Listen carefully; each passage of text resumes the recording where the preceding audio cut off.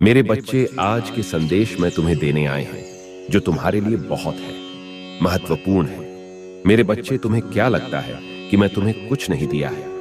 मैं तुम्हारे साथ नहीं हूं। मेरे बच्चे, ऐसा नहीं है।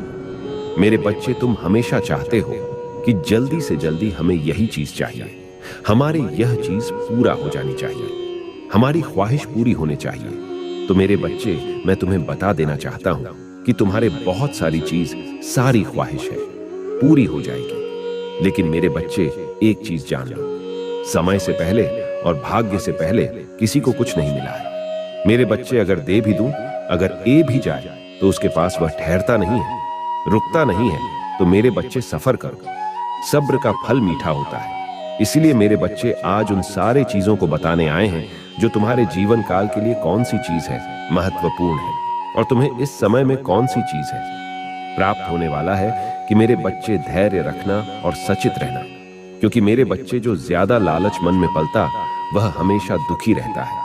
इसलिए मेरे बच्चे, तुम विश्वास रखो, लालच नहीं। विश्वास मां को सुखी बनाता है और इधर रखने की शक्ति प्रदान करती है, और लालच मनुष्य को सब्र करने की शक्ति को देता है।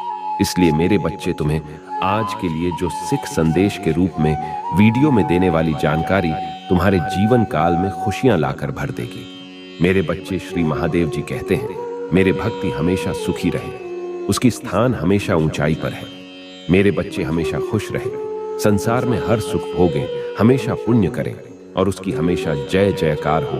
तो मेरे बच्चे, आज हमारे जीवन पूर्ण रूप से बदलने वाला है, तो इसे आधा अधूरा ना छोड़ें, ऐसे पूरा जरूर देखें। और महादेव से कोई मनोकामना है तो लाइक करके कमेंट में हर हर महादेव टाइप करें। महादेव की कृपा तुम्हारे ऊपर अभी प्राप्त होगा।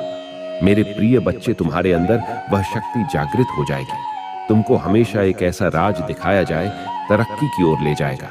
फिर मेरे बच्चे, तुम अपने जीवन में कभी महेश ना होना।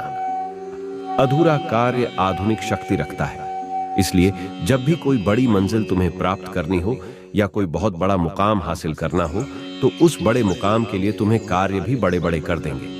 तुम शांत बैटरी कर यही सोचते रहोगे तो तुम्हें कुछ भी प्राप्त नहीं होगा। यह संसार में भी मांगकर कुछ प्राप्त नहीं किया जा सकता। मेरे बच्चे, बल्कि साहस, हिम्मत रखो और अपने आप को ताकतवर समझकर महसूस करो कि तुम्हारे साथ एक शक्ति है। तुम किसी भी कार्य को कर गुजरने में उसके सहायता ले रहे हो, और उसके सहायता से तुम कुछ भी कर लो जो तुम चाहते हो। यदि तुमने इस शक्ति को समझ लिया तो तुमने मुझे समझ लिया। यदि तुम ऐसा महसूस कर पा रहे हो कि वह शक्ति तुम्हारे साथ है, तो निश्चित ही मैं तुम्हारे साथ। यदि तुम अविश्वास से भरे हुए हो और तुम्हें ऐसा लग रहा है कि कोई तुम्हारे साथ नहीं है, तो सच यही है।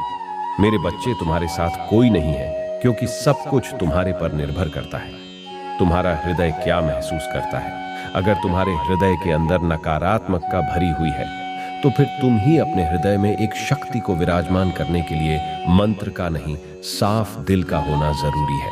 लोगों की भलाई करना बहुत जरूरी, सबके लिए अच्छा सोचना जरूरी है, सबका आदर सम्मान करना जरूरी है।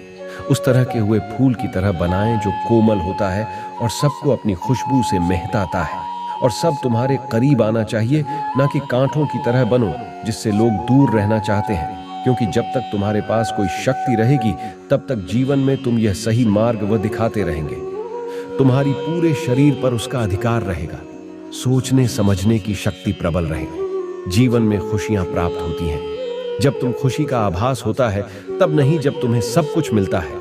लेकिन फिर भी तुम किसी और इच्छा के लिए उदास रहते हो, बल्कि जब तक तुम जो मिल रहा है तो उसमें खुश रहते हो, तो स्वयं तुम्हारे अंदर हर एक शक्ति विराजमान रहता है। मेरे बच्चे, यदि कुछ कमी है तो सिर्फ तुम्हें पहचानने की जरूरत है। तुम्हारे जीवन में कोई भी खुशी तुम्हारे पास नहीं रहेगी यदि तुम केवल उदास होकर हाथ पर हाथ रखकर बैठ जाओगे और कोई कार्य ही नहीं करोगे, और ऐसा अपने जीवन में आभास करोगे कि मुझे कोई चीज प्राप्त नहीं हो रही है।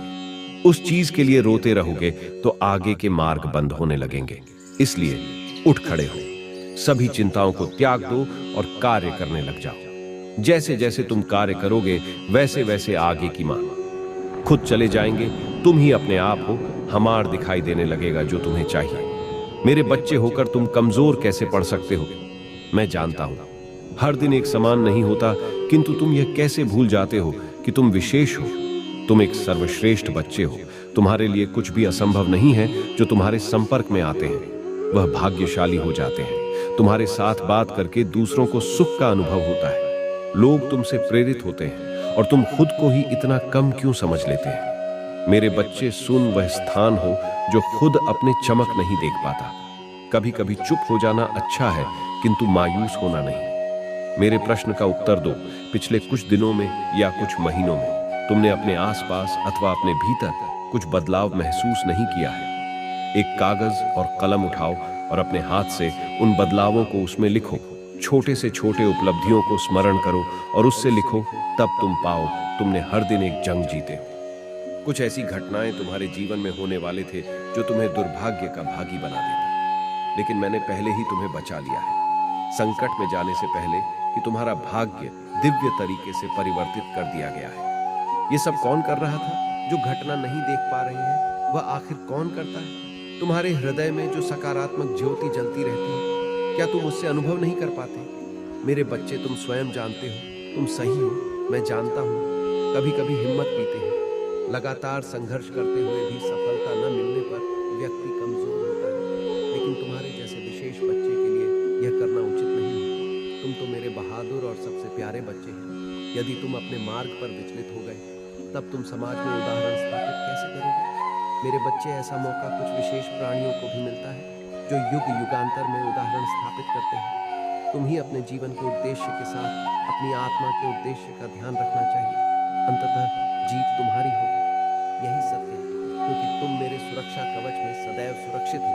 अब तुम उठोगे, फिर से चलोगे और फिर से रफ्तार से दौड़ लगाओगे। जब जब तुम प्रश्न करते हो कि इस वर्ष ने मुझे इतनी सारी परेशानियां क्यों दी हैं, तुम मुझे आध्यात्मिक दुख पहुंचाते हो। मैं तुम्हारा जन्मदाता हूं। भला मैं अपने ही बच्चों को क्यों पिला दूंगा? कैसे दुख पहुंचा सकता हूं? मेरा हाथ पकड़ लो और मेरे दिखाए मार्ग पर चलो। जी तुम्हारा होगा। मेरे बच्चे, मेरे अगले संदेश की प्रतीक्षा करता। मैं फिर आऊंगा तुमसे मिलने। मेरा आशीर्वाद सदा तुम्हारे साथ है। सदा खुश रहो मेरे बच्चे। तुम्हारा कल्याण हो।